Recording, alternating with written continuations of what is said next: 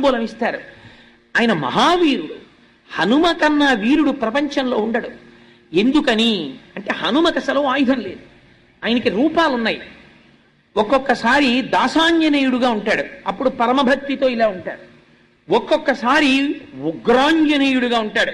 మీరు అటువంటి ఫోటోలు ఎప్పుడైనా చూశారో లేదో, చూస్తే భయం వేస్తుంది. అసలు వాలమునకు తోకతో ఇలా నిప్పు పట్టుకుని నిలబడతారు. అసలు అటువంటి మూర్తిని పెట్టుకోవడం కూడా చాలా కష్టం. ఉగ్రాంజనేయుడుగా ఉంటాడు.